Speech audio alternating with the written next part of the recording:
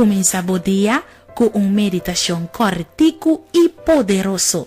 Awe Dios que papo medita. Presenta pa Norshantli Bazur.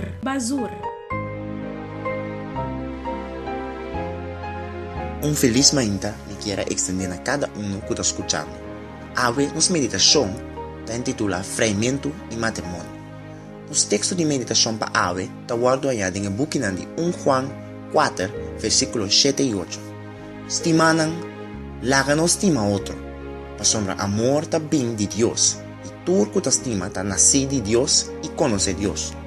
E sungo não estima, não conhece Deus, para sombra Deus está amor.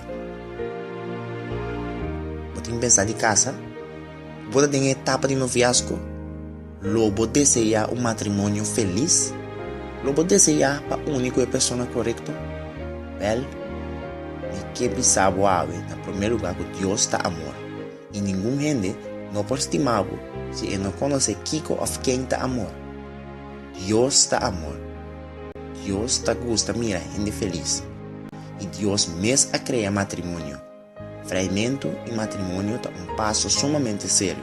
Percebo mesmo que Deus, na primeiro lugar da vida, e para ele escolher a pessoa correta para me que compartilho com ave, parte sumamente interessante que me haya fora do e-book de Hogar Cristiano na página 34. Esta bisa, se não que tem pensar de casa, não quer fazer reflexão triste e miserável depois que não acaba de casa, mas meditar algo seriamente tocante ao assunto de casamento. Se você toma decisão aquilo vez, está aquilo onde é meio mais poderoso para destruir o valor de gente homem ou o valor de gente mulher. A vida matrimonial lo vira carga a tanto o homem como a mulher, ou melhor dizer, a vida matrimonial lo vira maldição.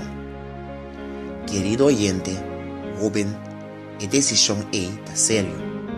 Percebo mesmo que Deus, na primeiro lugar da minha vida, e para ele escolher a pessoa correta para Corda, é sungo não estima, não conhece Deus, só Deus está amor.